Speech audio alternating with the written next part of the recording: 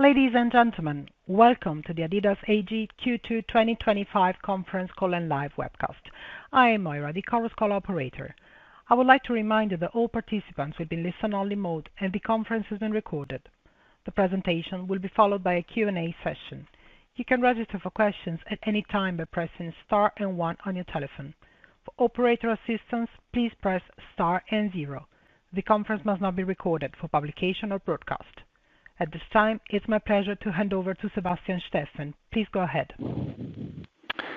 Thanks very much, Moira, and good evening, good afternoon, good morning, everyone, wherever you're joining us today.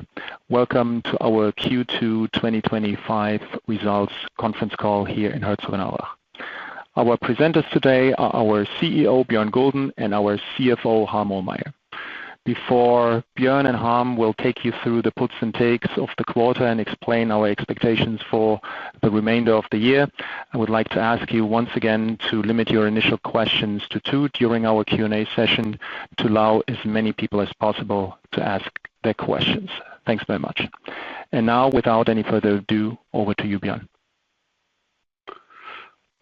Thanks, Sebastian. Before I go into the numbers and the story about adidas, we have to say it's a sad day for us here. We have lost a very good family member, Laura Dahlmeier, which you see on the picture, Olympic champion, world champion, and very, very good friend of ours, has passed away in the mountains of Pakistan, and we are actually very sad. This news came in a couple of hours ago, so it puts things into perspective, and at least we thought we should recognize it because the mood in the building because of this is not very good. But as the world moves on, then into the story, and we start the story with the marketing that we did for the Women's Euro, which had their final on Sunday.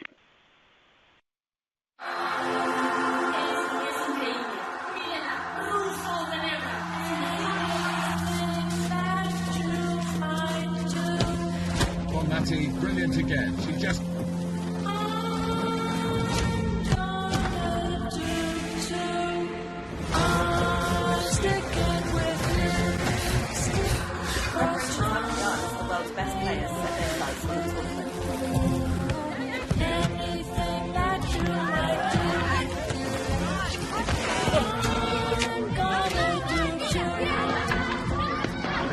building here in the stadium, just like this.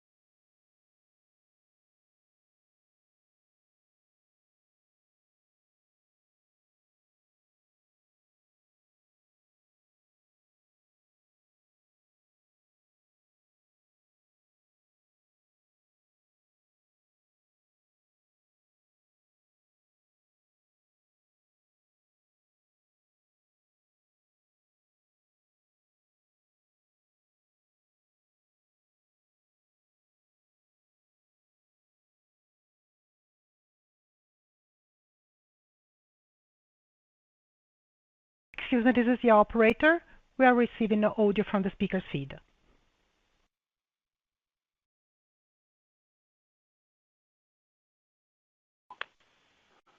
So we start all over again? Yes, please, after the video clip. Okay. I hope you all watched the Women's Euro, a great tournament where unfortunately competitors team won.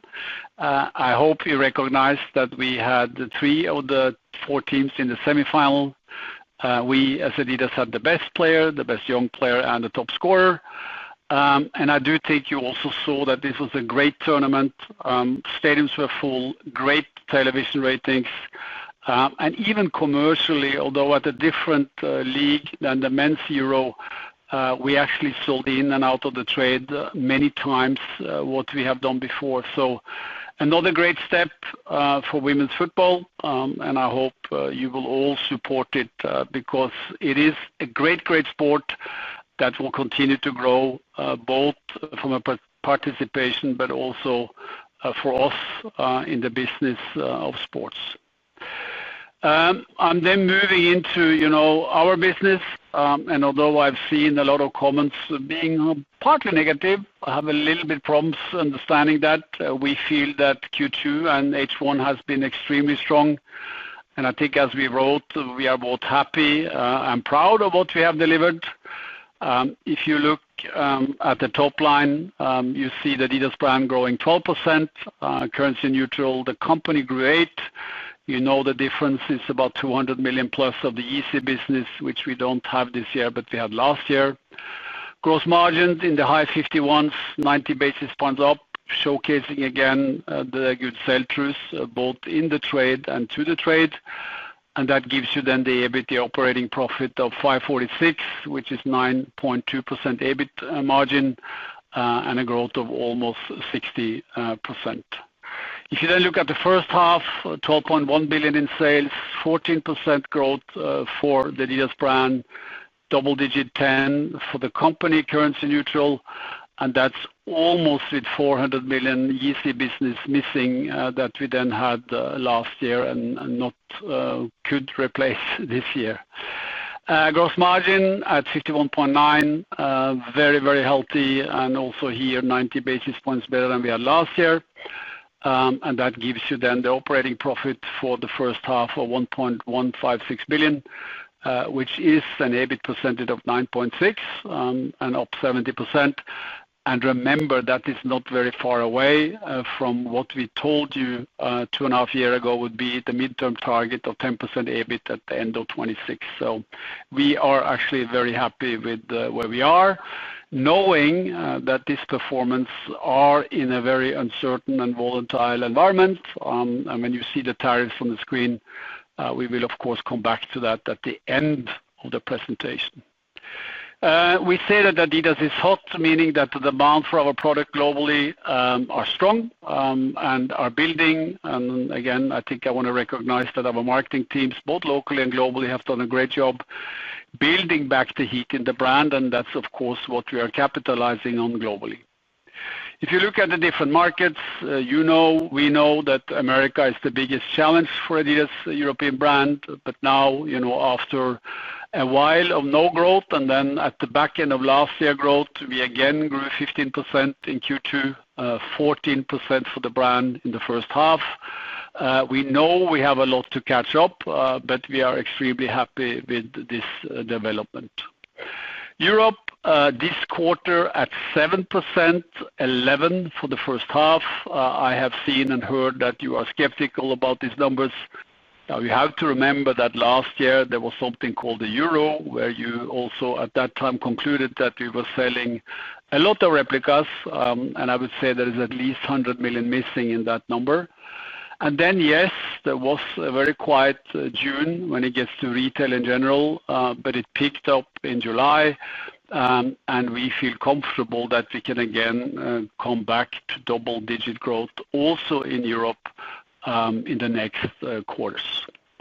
Greater China, we have seen terrible numbers from some brands. We grew again 11%, 13% for the first half. Extremely happy. We are having like-for-like growth in all our retail concepts, both with our partners and ourselves. I'm extremely happy with the energy that the local team are showing. Japan and South Korea, same thing, plus 15%, both for the second quarter and the first half. We have changed management there. We have changed a lot of stuff and have the feeling, same thing, that we are back again towards leadership in both those two markets. LATAM been growing strongly for a long, long time. Same thing here, 23% and 25% in Q2 and H1. Happy to report that officially we are now the market leader again in Mexico, which is a growing market for us, and of course extremely important next year with the World Cup coming up. And same thing here, very happy with the development of the brand in some of the markets that also has been difficult. Emerging markets, a group of many markets, some of them, of course, now very difficult, growing 14 for the quarter, 19 for the first half. These are the entrepreneurs in our company, and some of the markets doing extremely well, and some of them being in military conflicts, of course, having some issues. But again, very strong numbers, and very happy with the team. That gives you then the 12% for the brand in Q2 and 14 for H1. And as I said, this is ahead of our plan, and a number that we are actually very proud of. Channels, wholesale business, which you know has the priority for us for a while, plus 14. Our own brick and mortar store up 9. Same thing here, continuing with like-for-like pluses. And I feel that we are a much better retailer now than we were a year ago. E-com also at plus 9, so same thing, a very balanced growth across the channels. That gives you the 61-39 between wholesale and D2C, and the split between stores and e-com the same due to the same growth. The divisions, footwear growing at 9. Yes, it's the highest single-digit number you can get, but I don't think you should read anything into it. Apparel, we have told you that the goal was to start to bring the brand heat also over to apparel, and that's what you have seen over the last 2 quarters. I think also when you now follow retail, you will see that especially for her, we have a lot of innovative designs, concepts, and materials, and you see that now also in the results. Accessories plus 7.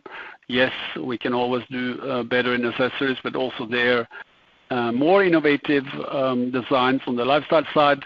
And of course, we have a ball business that is starting to do very well, and that will continue into the 26 side because of the World Cup.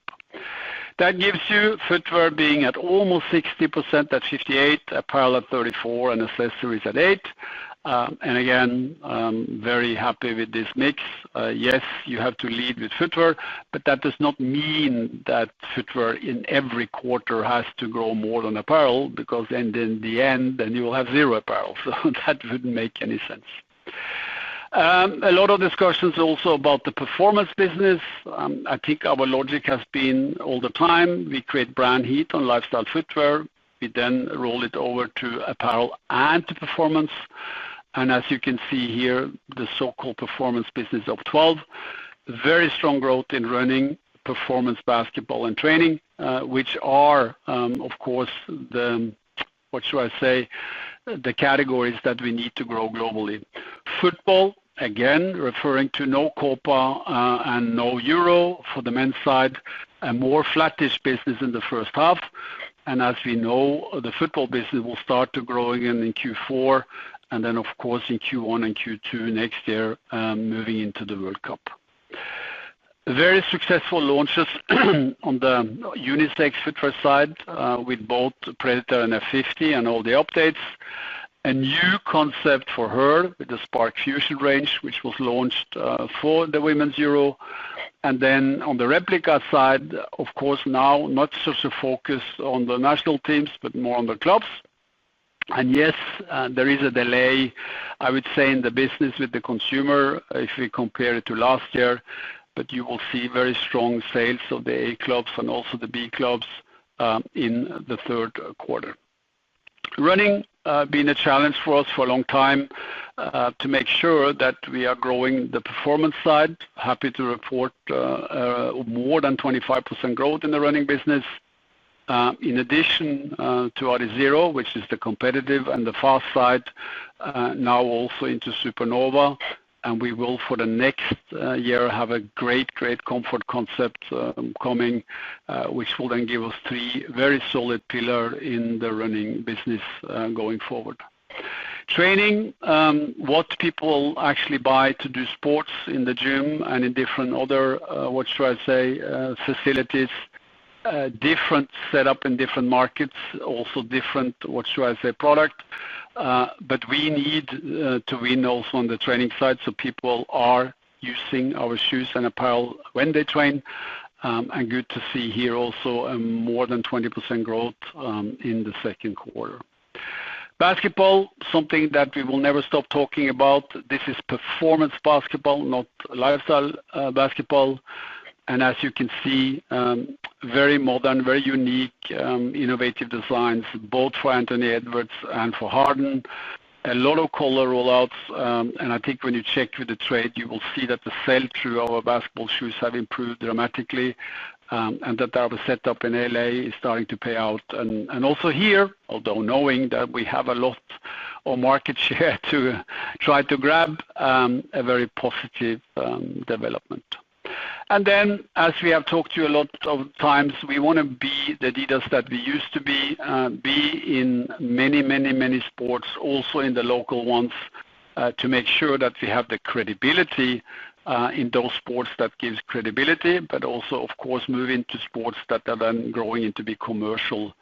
I think you all probably play either pickleball in the US or you play paddle in Europe. And even with us, we clearly see that those two are sports that are also becoming commercial, which shows you that there are new sports that are turning in also to be commercial. What's also been important for us for the last 6 months is to invest more in American athletes. This shows you recruits that the American team have done in the typical American sports, so basketball, baseball, and American football. Some of them also NIL players.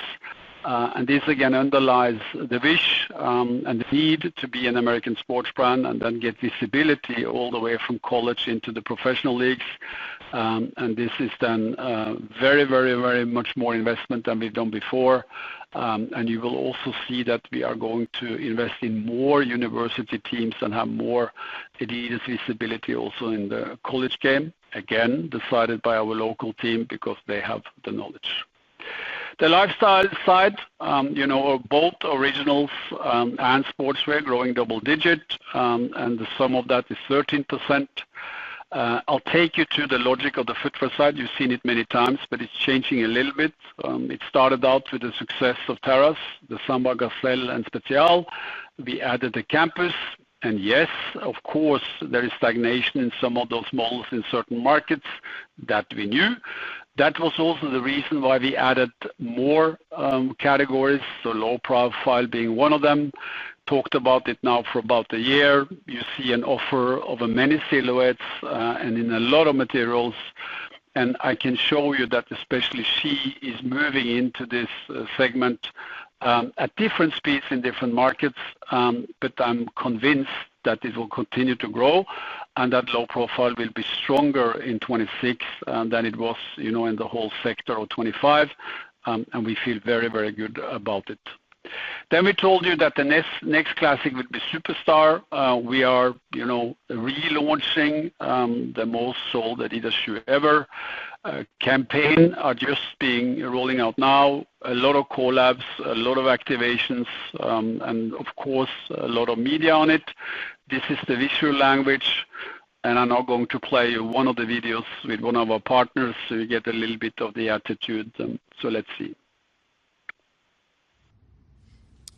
You ever wonder why people still talk about pyramids? Seriously. Big old piles of rock, middle of the desert, they ain't shiny, they don't light up, no Wi-Fi, no holograms, and not even a food court. But 4,000 years later, people still fly across the world to see them. Why? Because they were made to last, built to be unforgettable. We're talking standing tall, casting shadows, can't tell me nothing. You remember the first time you saw them? Blew your mind, didn't they? Had you living online trying to figure them out, trying to understand how they did it, huh? And the more you looked into them, the more they stuck with you. Because there wasn't anything else like them then, and there ain't nothing else like them now. Except these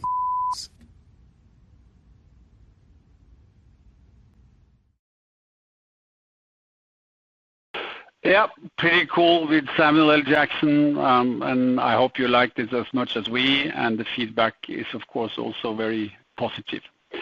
You should also not be surprised that you will see more classics on this sheet going forward. We clearly see in the trend that the triple white look is coming back again, I guess at the back end of 26 and into 27. So you will probably see shoes like Stan Smith showing up again in a wider distribution than you currently see it. And of course, that is a good trend for us when it comes back. We have talked to you for a long time about lifestyle running, about the need to have the, what should I say, the distribution and the visibility, and of course also the sales. You know that we have invested from the classic side that you see on the left side with shoes from the 70s all the way through a lot of silhouettes into 3D printed shoes like the Climacool, and happy to report that, you know, this is starting to work. The shoe in the middle, Evo SL, is doing very well. It's a shoe coming out of performance, but that we also placed into lifestyle. And then on the extreme side is the Climacool 3D printed shoe, which I think is the first real printed shoe that is comfortable to be worn. Was meant to be a marketing tool, but has turned into be a commercial program. And it's selling out everywhere. And of course, we are then buying more machines and running the machines faster to have more volumes, and you will see more of this coming forward. What is new, and we haven't talked to you a lot about after running lifestyle, is this. It might be surprising for you, but it's actually the lifestyle side coming out of football. If you move around in the fashion world, you will even see that people are wearing real soccer boots, football shoes on the street, even with studs. I don't think I will see many of you doing that, but it is actually a trend. And of course, we are playing that trend. So we have taken a lot of soccer uppers, meaning, you know, Predator, F50s, and the likes, and put them on different bottoms. You see here, for example, on Vistex, on Mega Rides, but you also see them on indoor Sala shoes or on low profile. And we believe from what we can see, both in distribution and in the fashion scene and in the sell-through, that this is going to grow and grow and grow into the World Cup in 26. And we also think it's a global phenomenon. So again, being the soccer brand, this is something that we should own. We do, of course, see that competition is also loading on this. So that's good because it will get more visibility. But watch it. I think it's going to be a big category in 26 and hopefully also carried through to 27. Apparel plus 17. Told you over the last 18 months that we were afraid of apparel because there was too much apparel in the market, too much, I call them black hoodies, and too much fleece. We said that we need to make sure that we bring innovation in design and material and concepts. And I think when you look at this, you clearly see what we have done. We have brought tennis core back again with the trefoil, very fashionable, very classic. We have done tons of animal prints in different materials. We even brought denim, not as a jeans brand, but denim as a material, both for tops and bottoms. We took knitwear out of the Chinese line and made a lot of that.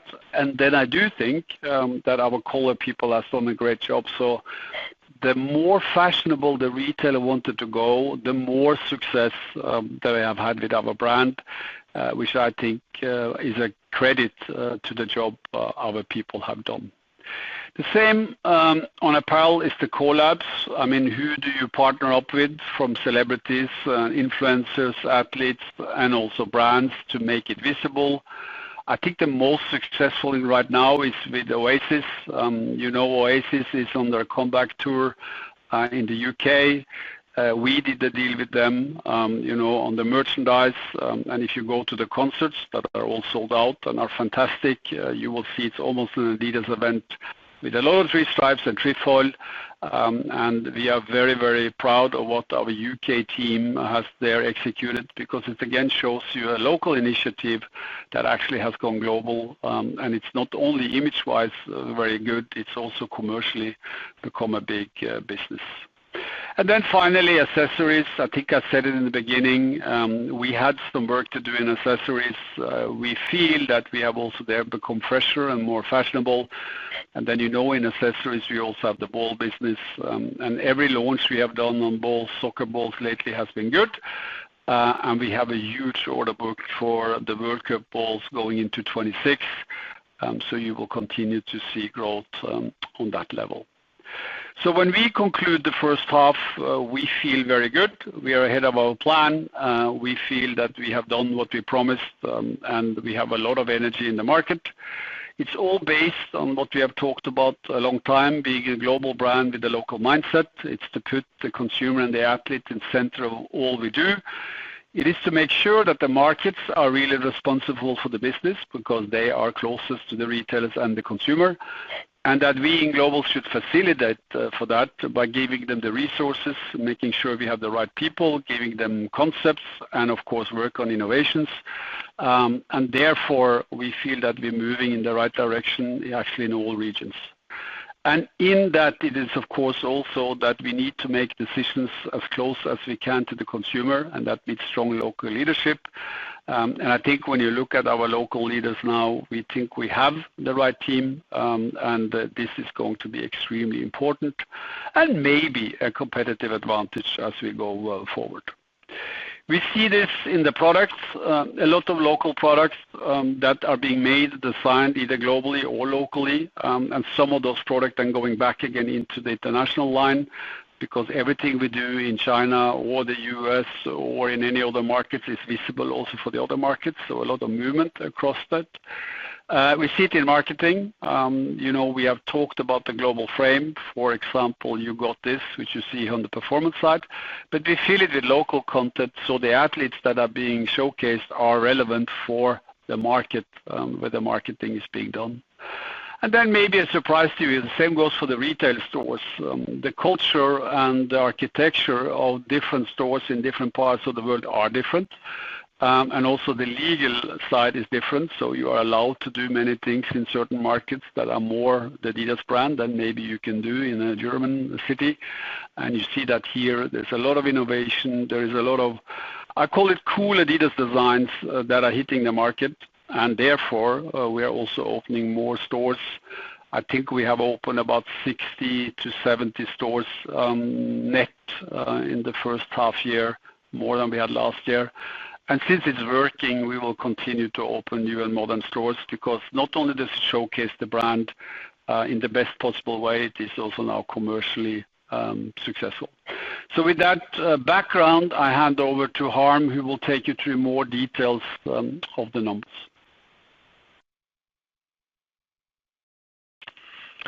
Thank you, Björn, and as always, warm welcome from my side as well. Good morning, good afternoon, wherever you reside right now. I just want to give you some updates on the, more deep dives on the financials, whether it's the P&L and the working capital. But I want to start with the overall, P&L in the second quarter, and I want to say again, yet again, we delivered a quality quarter in a, of course, much more volatile environment. And I believe, and we believe, there's no surprise in these numbers, and we executed as we planned and as we communicated before. Of course, it starts with a double-digit growth on the adidas brand with 12% currency neutral, and Björn talked about the 40% for the half year. More importantly, even a very healthy gross margin with 51.7%. And of course, it's worthwhile to go into some of the details there on the gross margin. First and foremost, the 90 basis points would be underlying 120 basis points if we exclude the Yeezy part in 24. Now, how could we deliver this? Of course, it starts with more volume. On the product side, we have a fantastic sourcing organization that generated savings through more volume and better relationship to the suppliers. So it's a green arrow. Yes, you all know there were still some freight spikes in 24. Also, that is a green arrow when it comes to the gross margin. Björn already talked about the tariffs. I mean, we said it in the press release. It's a low double-digit amount already in the second quarter. We will talk about the second half later on. When we talk about business mix, that it's a combination of markets, channels, and categories, and most, and probably what I want to call out there is the more we grow in the US, just on the gross margin. Of course, that has a negative effect on the business mix. And of course, with the success and support of our wholesale partners, it also carries a lower gross margin compared to D2C, which of course was a channel that was carrying the lion's share of the tariffs in 24. So shouldn't look at negatively. That was actually planned as well. What you also see, it's a more quality distribution as well when it comes to the discounting, especially in China and North America, where the brand is really, really hot, besides other markets as well. We're still able to be less promotional. That's why discounting is still a green arrow here. I don't want to talk about Yeezy a lot. Luckily that last year we need to talk about the comparisons of Yeezy. Of course, it's in the reds here for the second quarter. And FX is also negative. I want to call out here that is actually more than a percentage point on the gross margin when we look at the second quarter. But also there, which is interesting for many of you, it's not necessarily the US dollar. This is more we talk about the Argentinian peso or the Turkish currencies. So it's more the countries where we have more inflationary environments where we got an FX impact. That hopefully is also a good indication for you in the future. When we go further down in the P&L, of course we are successful to spend exactly 12% on the marketing. But jokes aside, we keep investing in the brand because that's what we believe will give us a midterm rally here as well to keep the top line going where it needs to be. And what you see probably for the first time more meaningful after the first quarter as well, is a significant leverage on the operating overheads with 230 basis points in the second quarter. And I want to call out here as well, this is not impacted by one-times, last year in the second quarter, because some of the one-times then came in the third and primarily in the fourth quarter. So this is very much a like for like, and it really shows you the discipline that we put in place and what we always said, leveraging the top line with double-digit growth to the bottom line, which with 546 million euro is up by almost 60%. That absolute number is even more remarkable when we remind all of ourselves that we lost 300 million in translation on the top line and still delivered in absolute terms 546 million or 9.2% in operating profit. So definitely speaks for the quality of the quarter. When we go further down in the operating profit, also no further surprises. Slight increase on currencies on the financial expenses, but even more importantly, also income taxes. As we said all along, with the right top line and the right profitability, we get the income taxes normalized here with 23.3%, and you should or can update your financial models for the full year around the 24% of a tax rate. That's probably a good assumption for the full year as well, which results in the net income growing even faster than the operating profit with 77% over the prior year. When it comes to inventories, I know there were some concerns on inventories being 22% up. I also want to give you some more details on this one on the next chart. You might remember I said even in 24 with 4.5 billion is probably the lowest inventory you will see hopefully forever. Because we will continue to have a growing business and a growing brand. So we're overshooting a little bit with the reduction of inventory. That's what you do when you focus on it. And that's why you should see the increase in light of where we are coming from with the 4.5 billion. But also understanding that it's an inventory for future growth. It's also an inventory that is impacted by some of the tariff discussions that we have. It's an inventory that's impacted by the Red Sea, and we have some goods and transit that are longer on the sea, on the container ships, to make sure that we are a reliable partner to our wholesale partners as well, that we have it available when it's needed. And that's why I'm absolutely no concerns on the inventory. And even more importantly, the aging is healthier than ever.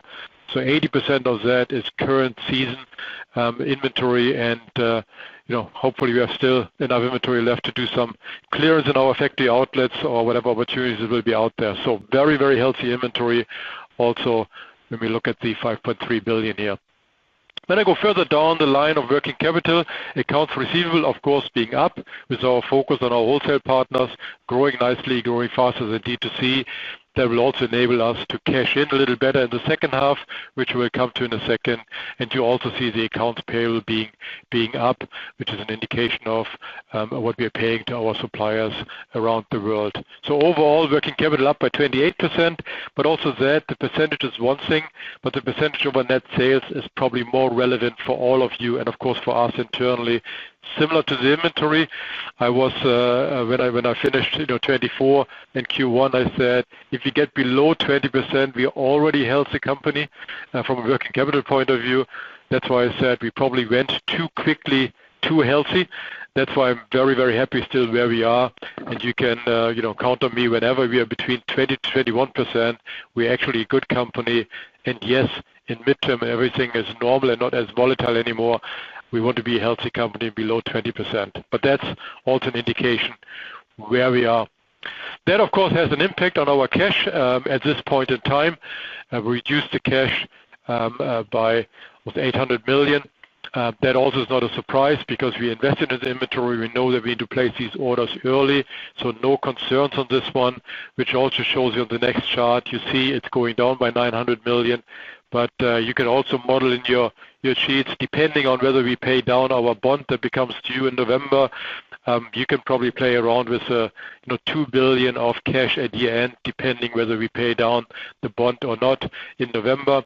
That's something we will decide in the next couple of weeks and months. But also there, it's a timing effect, and we plan to generate probably 1.2 to 1.4 billion in cash in the second half. When we talk about adjusted net borrowings, also there, the better indicator is probably what we discussed with our rating agencies. And you see here where we're coming from Q2 23, Q2 24, and now having a 1.7 multiple of the adjusted net debt over EBITDA. That is a very, very strong number, and also that gives us some flexibility on the balance sheet, whether we have it right on the cash or overall. Very healthy balance sheet that also delivered an uptick in the rating from S&P from A- to A. So also a good start. If you decide to refinance bond in November, then we would do that coming from a strength on the balance sheet. But again, that call is still out. But with that, I would like to hand over to Björn again. Thanks, Harm. As we have said many times, we are halfway into the third year, so we are a little bit further than the half time since we started together as a new team. We promised you, the numbers that you see on the screen, that gives you 10% EBIT.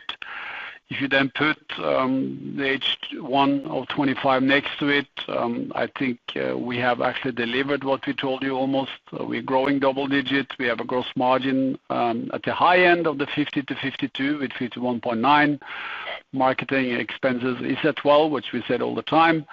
Operating overhead is a little bit higher than the 30, and 9.6% is a little bit lower than the 10. So again, we promised you that the adidas brand with the current business model in the market that we saw in 23 could deliver 10.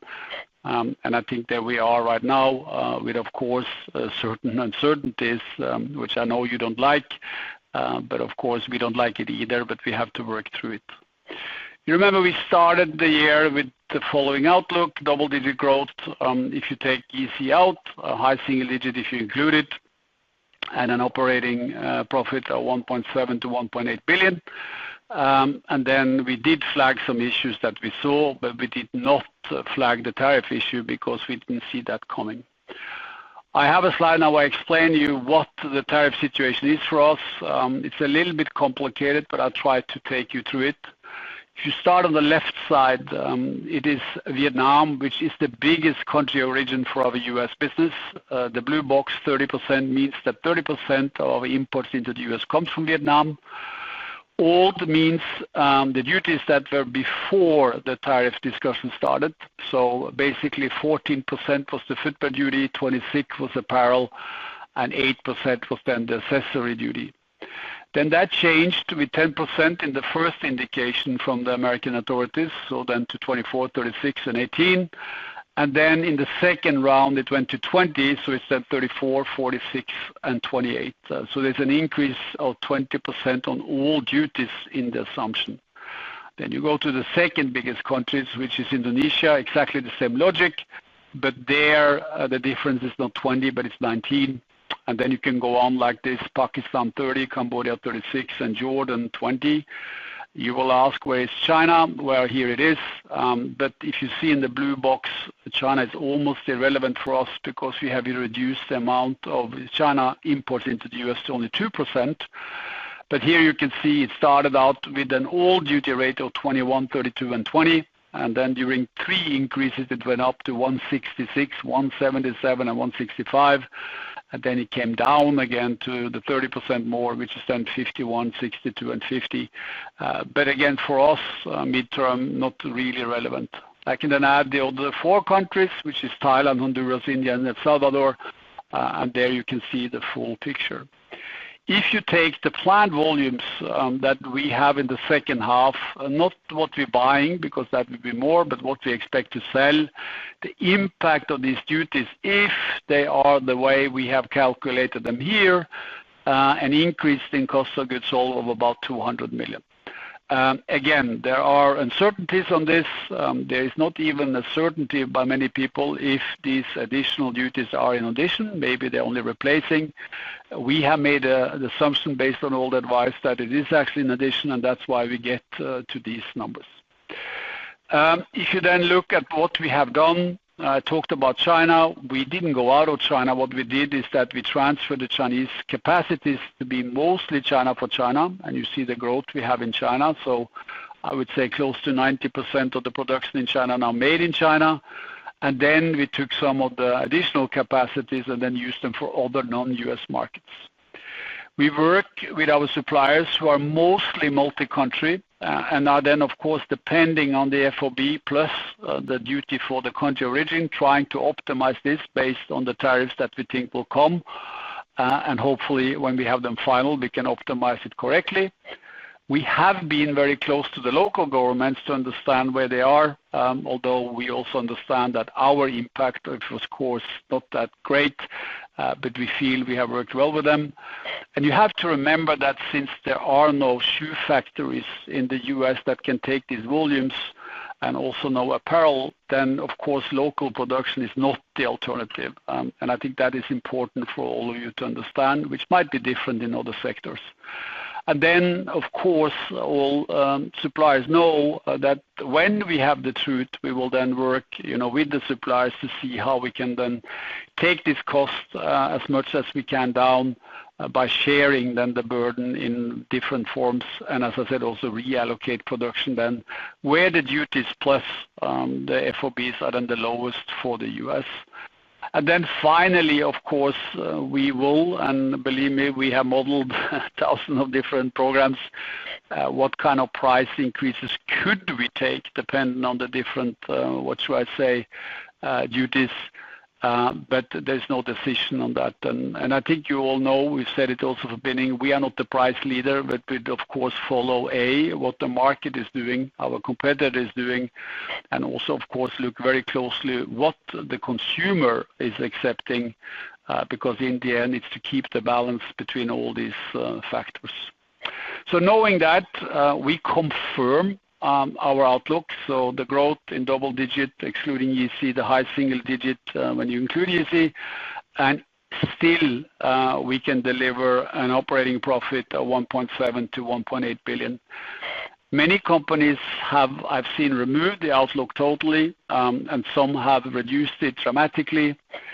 We thought that we were very prudent the way we're doing it. We do acknowledge that there is an upside to this, should these duties be lower.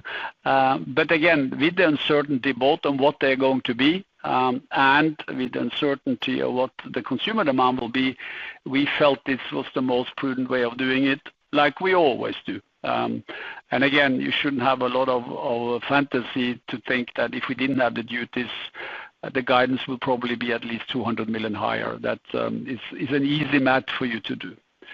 The reason for that we would have been more bullish is, of course, that the first half has been stronger than what we thought it would be when we started the year. We still have a very strong order book for Q3 and Q4, despite these uncertainties. And I think you also can measure it, that the attitude towards the brand, both from retailers and consumers, are actually strengthening in all markets. And then the negatives, in addition to conflicts and uncertainty in many markets, is, of course, the direct and the indirect impact on the tariffs, which no one knows. And when we don't know, we always go on the conservative side. So I think that kind of tells you the story, hopefully gives you a perspective of what we have done and how we think. We feel that we have a great pipeline of products and great marketing and have momentum. And of course, the time from now up to the World Cup in the US is important for us. But believe me, we are also working on things after that, which of course is the way Adidas should work. So with that, I hope we gave you some confidence, and I'm handing over to Sebastian to do whatever you want to do. I assume there's going to be some questions, so I would suggest that we move to the Q&A session. So Maura, if you could lead us into that part. We will now begin the question and answer session. Anyone who wishes to ask a question may press star and 1 on their telephone. You will hear a tone to confirm that you have entered the queue. If you wish to remove yourself from the question queue, you may press star and 2. Questioners on the phone are requested to disable the loudspeaker mode and eventually turn off the volume from the webcast while asking a question. Anyone who has a question may press star and 1 at this time. The first question comes from the line of Grace Smalley from Morgan Stanley. Please go ahead. Hi, good afternoon. Thank you. My first question would be on the order books. I think you commented on strong order books for the remainder of 2025. Could you also just touch on the initial reads on order books going into spring-summer 2026 and therefore your confidence level on continued double-digit growth for the Adidas brand going into next year, perhaps particularly in light of changes in the competitive landscape? And then my second question, you mentioned the excitement around the World Cup and that we should start to see tailwinds from that in Q4 and then building in the front half of next year. Could you just comment on how we should think about the magnitude of those tailwinds and how big that benefit could be? Thank you very much. Yeah, the order book, when you look at it, is as solid as it's been all the time. You know, the order book, according to the normal timelines, are full for the rest of the year, meaning, you know, Q3 and Q4. And then it's currently building for Q1. But there's no indication from the way people are placing the orders that there is a change in the order book. So same confidence on that. What we all know, though, and that's the only, what should I say, disclaimer, is that should the sales in the US go down because of inflation, you don't know what's happening to the order book. Because as you know better than me, orders can be cancelled and moved depending on, you know, what is happening in the market. We have not seen cancellations, and we have not cancelled anything with the factories. So currently, it's all on green. But I think we all know, should we get mega inflation in the US, things will happen on the demand side. Then, of course, volumes will go down. I think when you look at the import, I think the last official month that we have of footwear imports to the US is May. And I think you already there saw that imports of footwear are down double digits. So again, it's an indicator that you can look upon, but we haven't changed anything right now in our planning based on neither order book nor what we have seen on consumer demand. But again, we're only a week away from having the tariffs final, hopefully, and then we will see what that means. The World Cup this time has a big impact because I think it's the first time, at least that I'm around, where we believe that soccer will have a cultural impact that is bigger than the fan, meaning there are lifestyle trends on both apparel and footwear that we haven't seen before. And it looks to me from the demand that they are global. So you're probably looking at the business that are in the billion and more that you've never seen before in the soccer side. But again, we will see. I think we have shown you over the last 6 months that the culture around soccer has increased. You see it everywhere. And that we now also are bringing footwear to the street that comes from soccer. That has never happened before. So it might be we're sitting on something that is even much bigger than that. But currently, I would say it's 1 billion or more that is connected to World Cup that we currently see. Thank you very much. The next question comes from the line of Jürgen Kolb from Kepler Cheuvreux. Please go ahead. Thanks very much. Indeed, two questions. First of all, on all the product initiatives that you showed, Björn, is there a chance for you to increase average selling prices, or is there intention to do so with all these new products that are coming in? And secondly, specifically on the running side, you mentioned very strong performance here, specifically on the specialty running channel. Have you made inroads there? Is that now also moving into a growth, or do you still think this needs a little bit of more time? Thank you.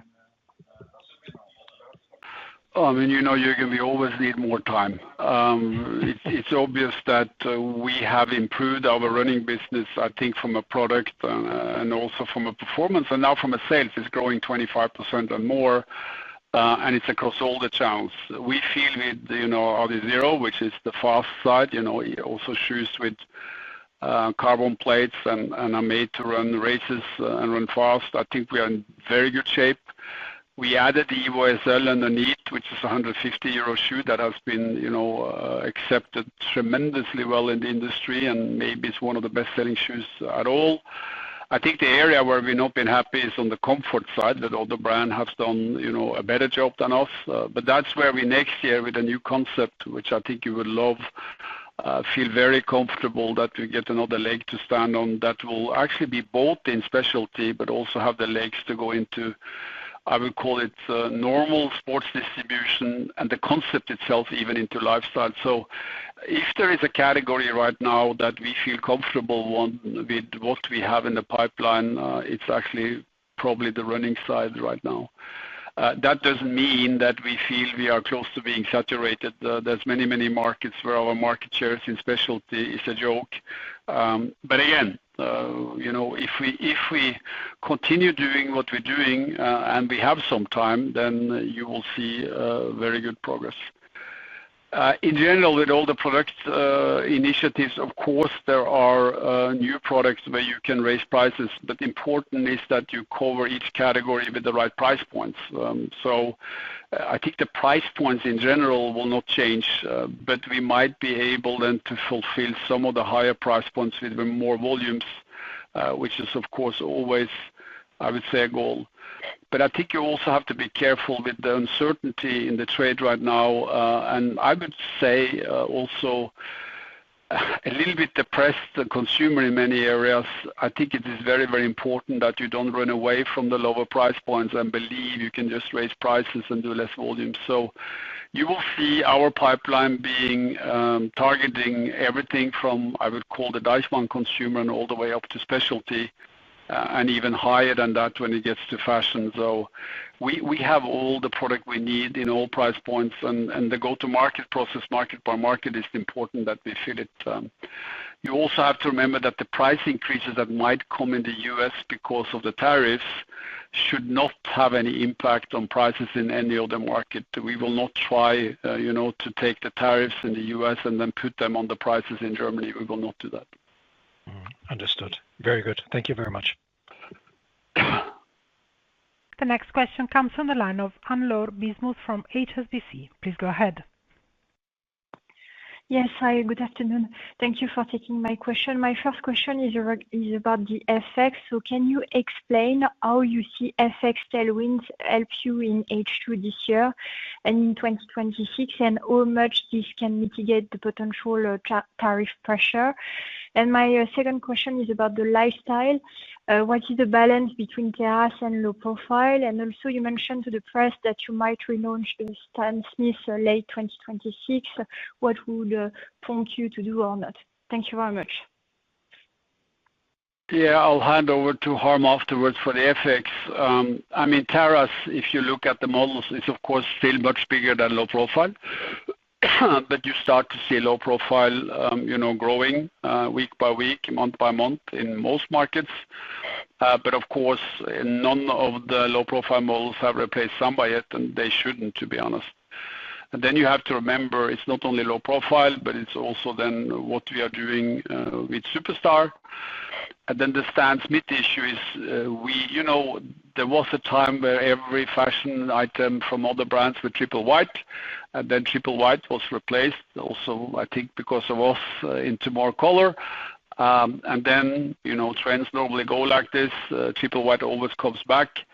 And we feel, knowing that the soles has become, lower, and the fashion has become sleeker, that Stan Smith will be our answer.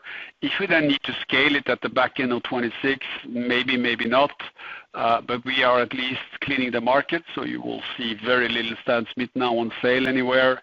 And then we will start also there to incubate and hold it. And it might be 27, it might be the back end of 26, but we feel that we have it in the pipeline. And then I think Harm FX.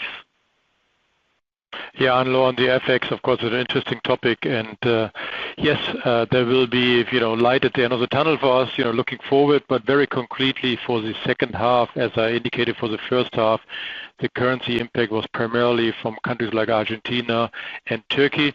So the first thing is Argentina has definitely stabilized, so it should be more neutral in the second half. Turkey is a slightly different story.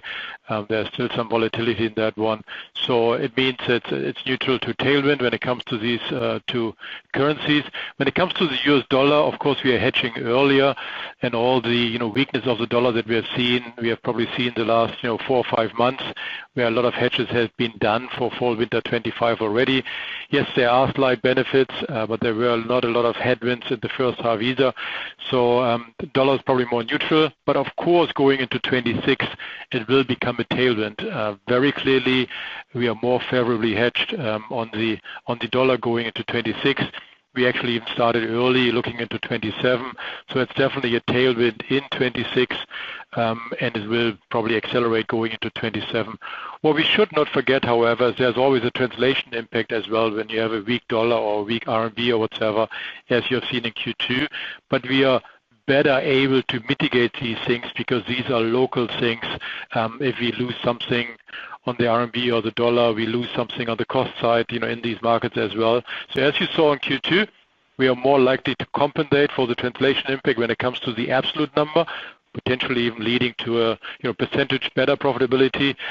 But in sum, don't expect too much in the second half of this year, but it will not be a headwind anymore. Secondly, yes, there will be a tailwind going into 26, especially when I talk about the dollar. Probably ignore to some degree the translation because that can change very quickly, and even more so going into 27. So as I said previously, I was always praying for a dollar of 115. My prayers have been heard, but again, this is a short-term thing. The last thing that you ask, can we compensate for the tariffs in the US? It's a mathematical question. The key thing for us is that we want to be profitable in the US. So yes, it might help in the short term, but we want to make sure that we are profitable in the midterm in the US, and that's why what Björn said, we will look at selective price increases, we look at mitigation with our suppliers, but first and foremost, we need to have certainty what the tariffs will be, and then we take actions, as always, with calm hands. Thank you. Next question comes from Thierry Cota from Bank of America. Please go ahead. Yes, good afternoon, gentlemen. Thank you for taking my questions. Two of them. First, could you restate the one-offs that hit the EBIT margin last year in Q3 and Q4? I think this was mentioned earlier, so that we're sure to get a clean base, notably removing donations and restructuring costs. On the assumptions I think I have accumulated 150 million in Q3 and 200 million in Q4. Just wanted to make sure this was correct. And secondly, Björn, on the discussion on the mitigation action on the tariffs in the US, you did not mention sharing the pain with retailers. So I was wondering if anything was discussed there.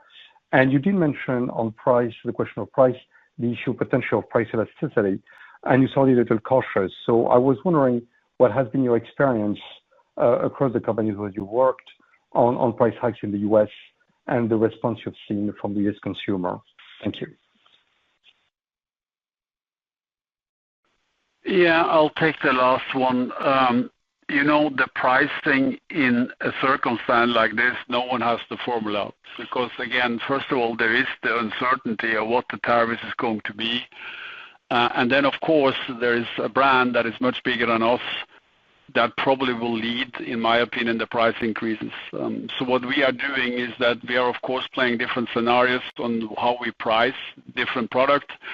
And to be honest with you, totally new products that hasn't existed before, people wouldn't know what the price would have been, right? So you're free to price it the way you want. So of course, there are possibilities to mitigate this cost compared to what it would have been if you didn't have the price increases. So I think you just have to wait and see what the markets are doing. There has, so far in the US, if you look at prices in retail, not been any price increases because the discounts have been going up.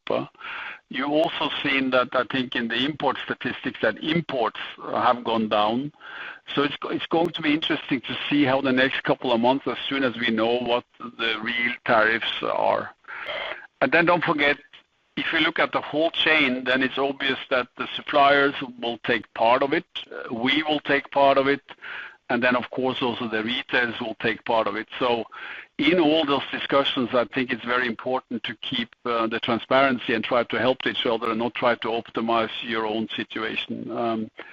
We have seen, and I'm sure when you talk to the factories, they will tell you that there has been a lot of cancellations. We have not canceled one order. We have not seen any cancellations yet from any retailers. That might, of course, change, depending on what happens in 5-6 days. But we have the clear meaning that we need to manage this very balanced, try short-term to be fair, both to our retail partners and our suppliers, and then, of course, try the mid-term and going into next year and to have the recipe. The 200 cost of goods sold will, of course, not stand there by itself as a reduction in our EBIT. We will, of course, mitigate. But we think it is important that you know what the cost would and could be just because of the increases in tariffs, and that's what we flagged to you. We already had a double-digit hit when it gets to cost of goods sold already in Q2 in the US, which we, of course, swallowed in the results that you saw. So again, I do understand that you would rather have us increase our guidance, as you always like to, and then, be very confident. But I hope you understand that regardless of what you read, we don't even know what the duties will be. There are still a lot of discussions based on, for example, the European duty to the US, which the 15% replaced the 10%. It was not on top. And here, of course, we made the assumption that all the duties we talk about are stacked on top of the old duties. We don't get any real confirmation that this is true or not because there are no, written confirmation of this. So still a lot of uncertainty. And you know us, when we have uncertainty, we always go the conservative way. Maybe just as a follow-up. Yeah. So 200 million. Is mitigation action and effect already in H2 as much as in the following year, you think, or it's really a ramping up of the negotiation are still ongoing with suppliers and retailers, so impact moderate H2 and more visible next year? Is that the shape? Yeah. Well, it's obvious that your mitigation will be stronger in 26 than it will be in 25. It's kind of obvious. But what I'm saying is that the cost of goods sold increasing 200, and remember, that's not on all your buys because you don't sell everything you buy. So there's quite some volumes that are then sitting on your balance sheet at the end of the year. And of course, we will mitigate some of it. But again, I think it is important for us to say, okay, these increases has that kind of impact. So, tariffs is nothing else than a cost. And regardless what people are saying, you just throw a cost away. It's there. And secondly is, of course, that the time it takes then to mitigate for it are, depending also on how the consumer reacts. And don't forget that these tariffs are not only targeting footwear and apparel, it's everything. So it's like we feel, to be very honest with you, that could we have produced in the US, we will understand it, because then you could move some of the production to the US. But let's face it, in footwear, where are you going to move it? So there is a slight hope maybe that later, there will be an exemption for footwear, for example, or a reduced one. But at least this is just hope. So we have to work with the worst case, and we have told you the worst case. Harm? Thank you. Yeah, you raised a very good question, Thierry, on the third quarter and fourth quarter, what kind of one-off costs we have. And I'm pretty sure when we announce our third quarter results, we will pull out the chart from last year.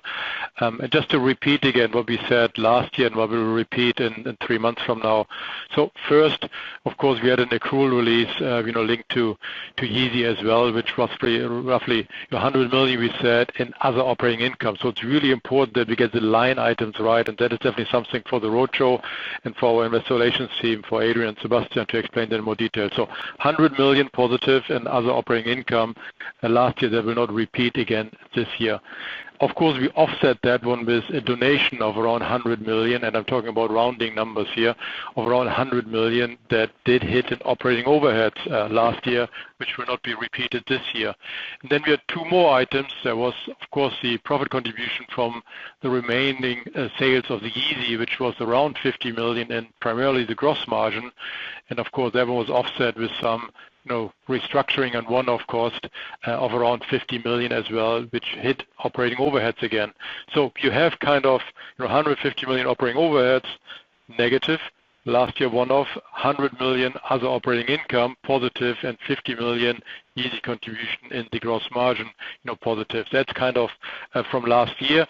When we look at Q4 again, then there was another restructuring of around 150 million that we accrued for the voluntary relief program that we had here at our headquarters. So these are kind of the numbers. I know it's tricky sometimes to get the line items right, but I appreciate the question, because that's something that will keep us busy on the next call in Q3, and we try to be as transparent as possible.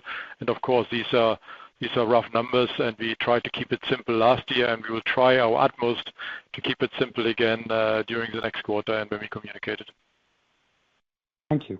Thank you very much. Next question comes from the line of Anisha Sherman from Bernstein Societe Generale. Please go ahead. The first one is on the lifestyle footwear percent of the mix. Lifestyle slightly outgrew performance this quarter, and it seems you're broadening the mix with a lot of new launches. Of the 58% that's footwear, can you talk about how much of that is lifestyle footwear, and do you expect the mix to continue to skew towards lifestyle, and any commentary on how that might impact margins over the next year or so? And then my second question is just a clarification on your tariff guidance. Of the 200 million, is that fully going to hit the second half? Tariffs were a headwind in Q2 already. Is some of that 200 million already embedded in Q2? Thank you. The definition of lifestyle and performance is a very difficult one. If I put one shoe on the table, 5 would say it's a performance, 5 would say it's a lifestyle shoe. So when we start to talk about this, it is extremely difficult, because if you take a running shoe and walk in it for the street, or you take a tennis shoe and use it as a fashion shoe, it's up to the consumer. So it's very, very difficult to give you an answer for that gives you any truth to it. What we have seen is, of course, that we turned around the brand by selling more shoes that the consumer classified as lifestyle. And we believe, and I think it's proven, that the consumer that buys us because they like the brand has a bigger probability to also buy us in performance. So if you bought 3 pairs of Samba and you're now using the knitwear because you like the 3-stripe and the triple, and you start running, the probability that you will then pick up a running shoe that looks good and are advised as being a good running shoe is bigger than if you have no connection to the brand on the lifestyle side. You also know that there are so-called running brands that most of the product that they actually sell are not being used for running, but for comfort and actually walking and being, stylish. So I don't want to go into those mixes because it gets very complicated. If you look at the margin on what we're selling on footwear, we think we are at the stage where our markdown rate is very, very low, meaning that the offer is very good, and then that we then have to engineer the product and the supply in a way that we can continue to improve the margins. But 52% margin in our business with a 60-40 wholesale retail is a very good, I would say, gross margin. We can work on improving that, but we also feel very happy with where we are. To your tariff thing, the things we have told you is that there was a double-digit million taken care of already in Q2 because we bought products with higher duties that we sold. And then the 200 million is what we expect would be the product that we have imported or will import with higher duties that will be sold. The number of what we're importing is, of course, higher, meaning that this will then have an impact in Q1, Q2 of 26. So worst case scenario, the way it is today, is that you have another 200 million of increased cost of goods sold in the second half. That has an impact on second half of 200 million before we mitigate anything. But then, of course, we will mitigate. And I'm sure when we get, to the Q3 release, we will start to tell you how much we could mitigate and what the impact is.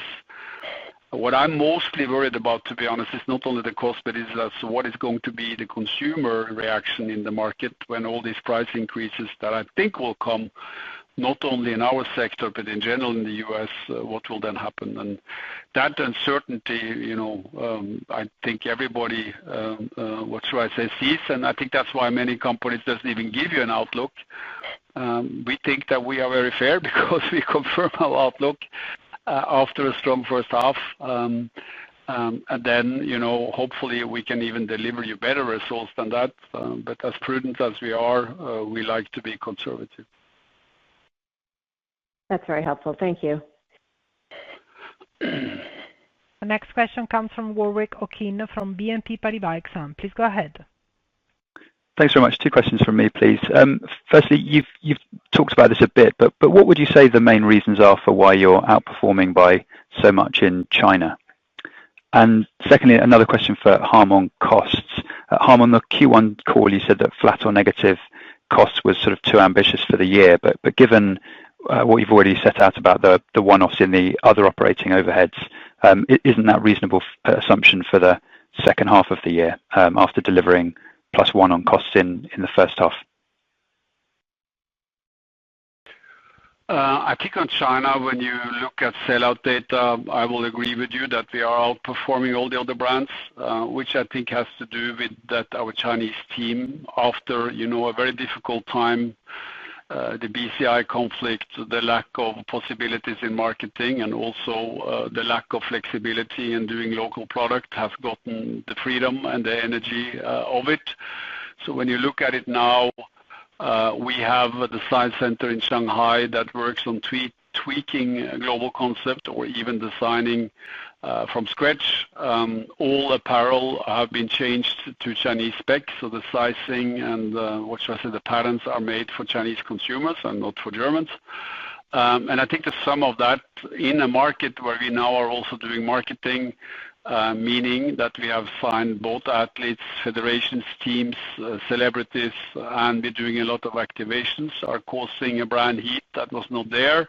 And suddenly you have like-for-like growth, both with our retail partners and in our own stores, and that, of course, again, causes energy. I think when you look at Tao Shen, for example, and I'm sure you talk to them, they had negative numbers reporting, but with us, the numbers are positive. And of course, it's a great situation to be in when the team feels that what they're doing is right. That gives them, the hope and the belief that we can actually continue this in a positive way. And don't forget, China, regardless what issues are, is a huge market, and we see great potential in it.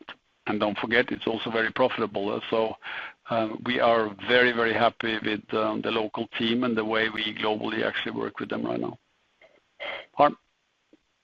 Yeah, it's a good question on the operating overhead. And of course, we made good progress in the first half. And just talking about the one-time cost that we had last year, it's a fair question. It just confirms again we are very prudent on what we are saying, and we want to over-deliver. But the honest answer is also that we got some tailwind through the FX as well. In the comparability on operating overhead, we don't show you the currency neutral, so there's definitely some benefit on the FX on the operating overhead as well.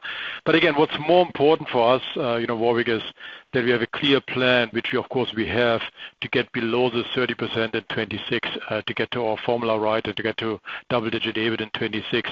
That's what we are focusing on. It's more the percentage. And then secondly, implementing around the world the right, cost consciousness, the right culture, that we understand that we are not done with all the efficiency that we need to do. So there needs to be the right culture to question things that are not helping the brand, that are not helping to accelerate the top line. And that's still some work to be done. We still see some opportunities here and there, and that's what we're really focusing on. And then we will see the results, and it's a fair question, and hopefully the results will lead to what you expect. Thanks very much.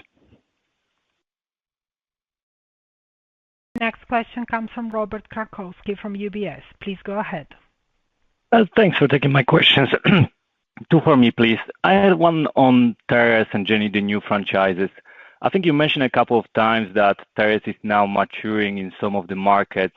When you look at your low profile, Adizero, Superstar, the progress that you've been making so far, do you think it's enough to offset this kind of slowdown from Terrace somewhere towards the end of the year and maybe early in 2026? Or do you need to see this sustainable acceleration in apparel to offset the slowdown in Terrace? And the second one, as usual, the same question, could you talk a bit about the start to the quarter? I think you mentioned in Europe you saw the acceleration, but what about the other regions? Is it double digit? Maybe that would be the most helpful. Thanks. Your first question is a clear yes. We believe we have the franchises and products to continue to grow in footwear. And you have to be careful when you talk about Terrace. Terrace is not over.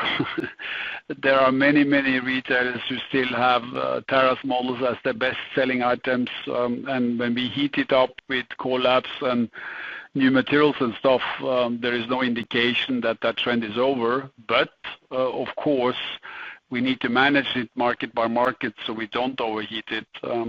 When I look at the pipeline that I showed you in lifestyle product, we are not worried that we cannot replace that business or actually add to the business in a way that we get an even bigger share in the lifestyle side. I think you also probably have seen that we're very successful with her, and that the momentum on him are lagging behind. So, of course, a lot of the initiatives that we're now taking, and also what you're seeing running lifestyle, and I would also put probably a Superstar in there, is also more target to him to also get the biggest share on the male consumer on that side. I'm not worried that based on what we have seen from the reaction in July and what we can see on the order book, that we shouldn't, at least outside the US, grow double digits. The US side, I don't dare to say because I don't know, because as soon as the price increases hit, the consumer might react differently. I think outside the US, we feel very comfortable about growing double digit. And we haven't seen the demand in the US going down yet, but the price increases haven't been there yet either. So I think the 2nd of August, when the duties are hopefully being communicated, the reaction then, not only in our industry, but in general, when people started talking about prices, I think will tell you what was going to happen in the US. But outside of the US, the 80%, very comfortable.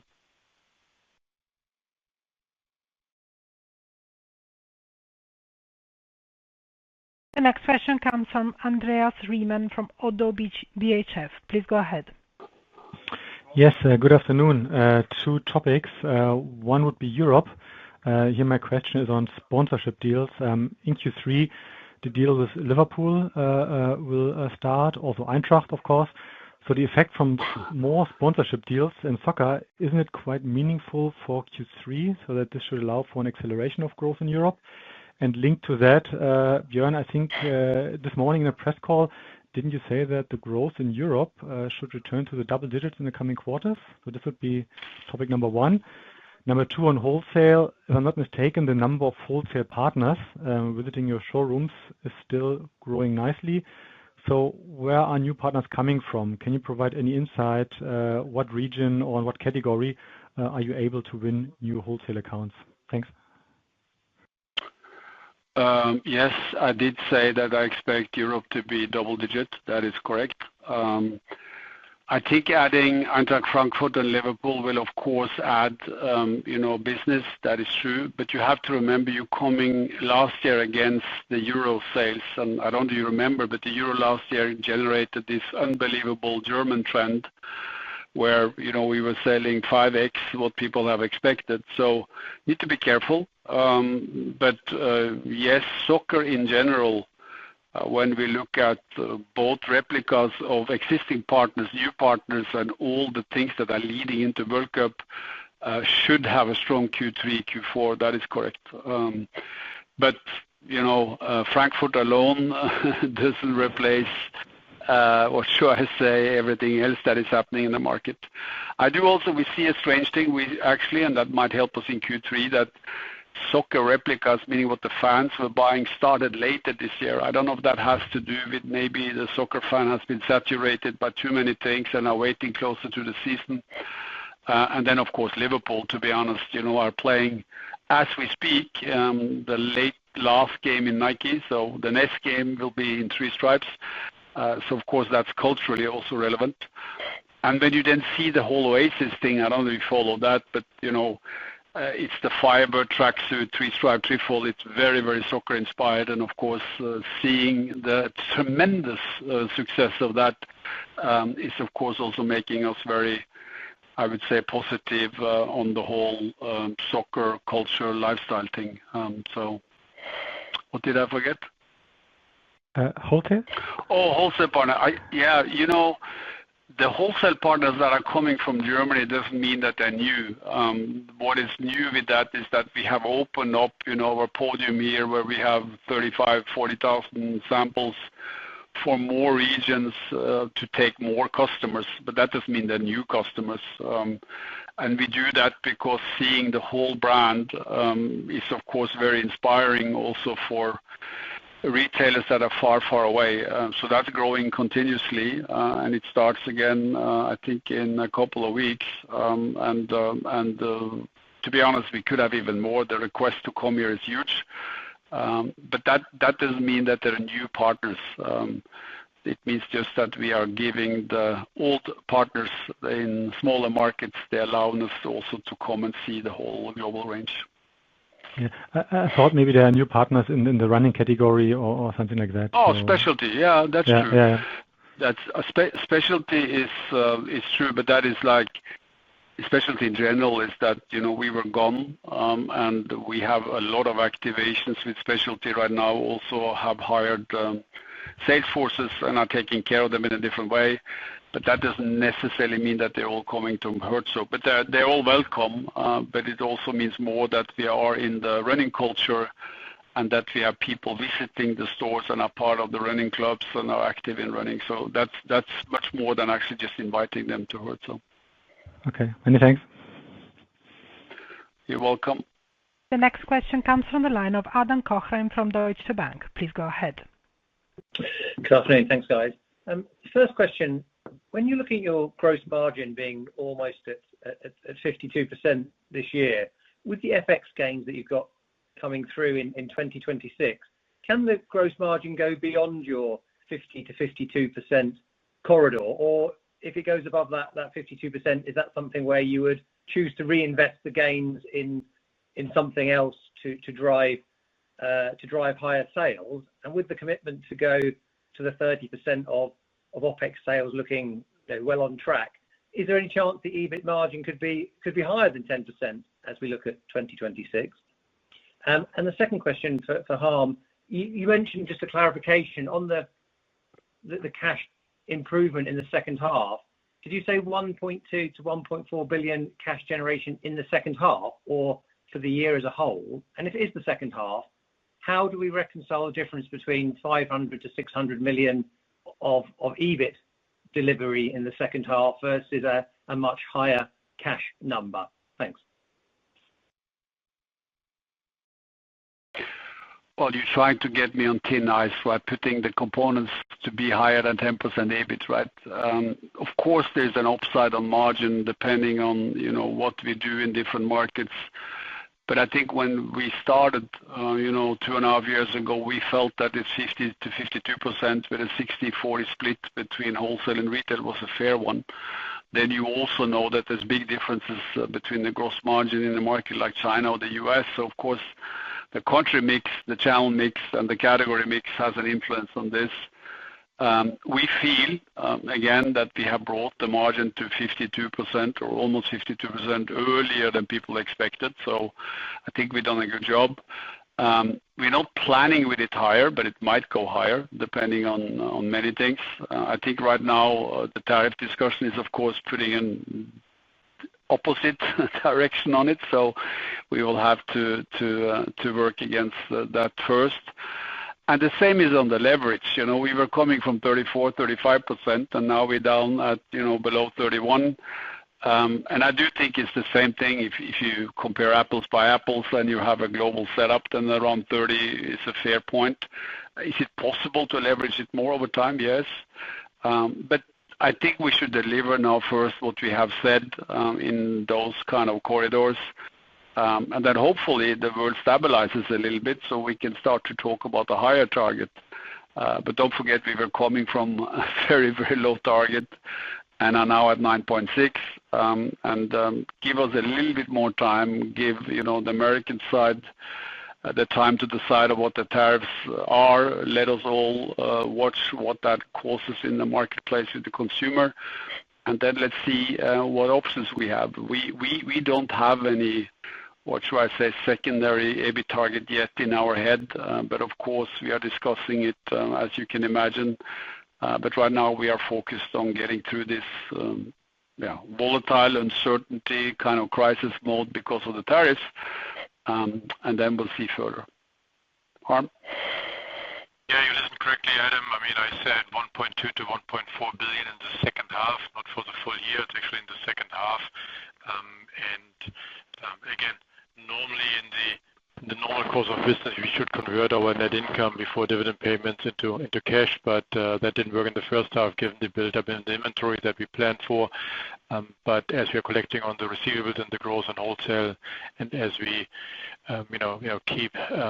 keeping the inventory where it needs to be going forward, that's where we generate the 1.2 to 1.4 billion operational cash flow, which should lead then, still pending whether we pay back the bond in November, to around 2 billion on the balance sheet and cash. That's great. Thank you. Just one more, if I can. Did you say with regards to terrace trend and still being in growth, is it a lower proportion of the sales growth in 2Q than it was in 1Q, if you're prepared to answer? Yeah. The answer is yes. Thanks. Maura, we have time for one more question. Today's last question comes from the line of Cristina Fernandez from Telsey Advisory Group. Please go ahead.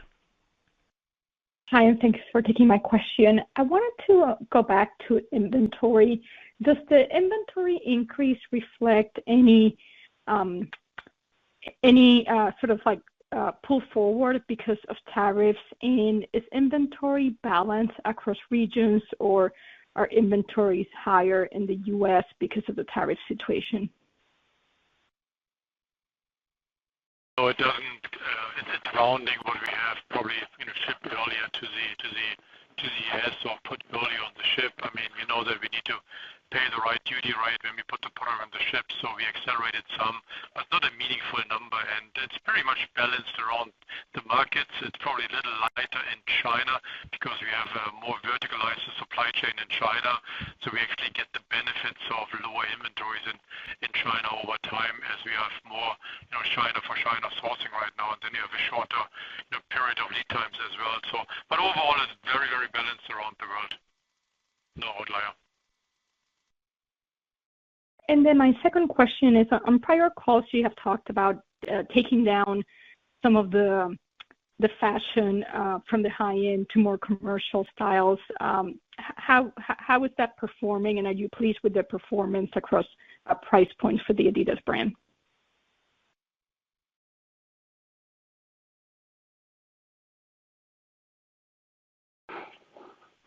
Well, the strategy for us has always been to give the consumer at different price points the same design directions as you do upstairs because the trends are the same, and we feel that we have actually been better upstairs than downstairs. We haven't exploited the takedowns maybe as much as we could do, but we will continue that strategy. And we also measure our share in the lower end of the distribution, and as long as the share is higher in the high end than in the lower end, we feel very healthy. It's a strategy that I think not only we, but everybody's going after. I think actually we have even more potential there when you think at the commercial side in many markets than we have exploited. But that will continue.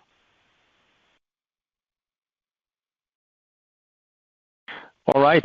Thanks very much, Björn. Thanks very much, Harm. And thanks very much, Maura. And of course, also thanks very much to all of you for participating in our call today.